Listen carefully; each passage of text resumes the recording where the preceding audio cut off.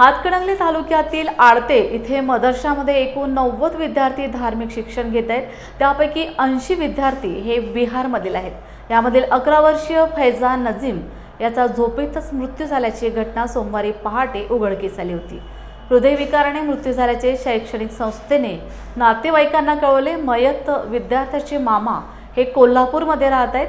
त्यांना तात्काळ मदरसामध्ये बोलून घेऊन मृतदेह ताब्यात देण्यात आला आहे। या मृतदेहावर कोल्हापुरातील एका दफनभूमीमध्ये अंतिम संस्कार करण्यात येणार होते, पण नातेवाईकांच्याकडे मृत्यूबाबत कोणतीच कागदपत्रे नसल्याने त्यांना दफनभूमीमध्ये अंतिम संस्कार करण्यास नकार दिला।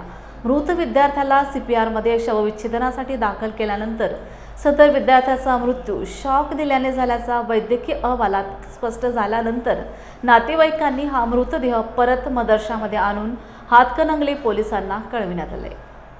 बच्चे का नाम फैजान है, बिहार का रहने वाला है और ये दुर्घटना 11:30 बजे रात में हुई है। और सुबह जब नमाज के लिए उठाने गए जब पता चला है, बाद में दूसरे दिन बच्चों ने जुर्म कबूल किया तो बताया कि हमने ऐसा ऐसा किया है और हमने मारा है। बच्चों ने कबूल किया। तो बच्चे पता चलने के बाद मदरसे में सबको जब पता चला, स्टाफ को, मदरसे में रहने वाले बच्चों को, तो सबसे पहले पुलिस को खबर दी है। खबर देने के बाद उनके माँ बाप को खबर दिया है। नमस्कार। हातकणंगले पोलीस ठाणे हद्दीतील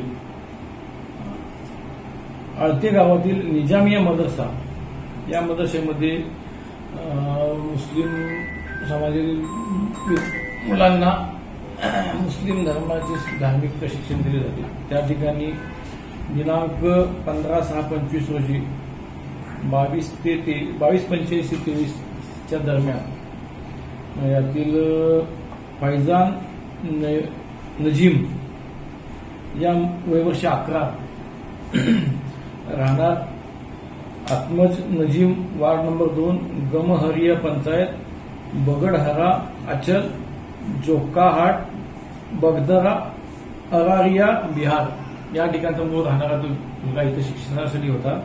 त्या मुलास रात्री झोपेत मोहम्मद वारिस वकील आलम वयवर्ष 14 या मुलाने इलेक्ट्रिकचा शॉक देऊन मारलं होतं। त्याचं इंटेन्शन असं होतं की या मदरशामध्ये त्याचा अभ्यासात लक्ष लागत नाही आणि त्याला इथून जायचं होतं।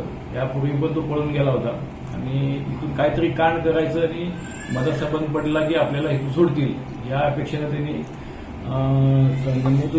मुलाला रात्री झोपेत 11:15 ते 11च्या दरम्यान इलेक्ट्रिक वायरचा शॉक दिला आणि त्याचा केलेला आहे। आणि त्याबद्दल आपण EDR दाखल केला होता अकस्मात।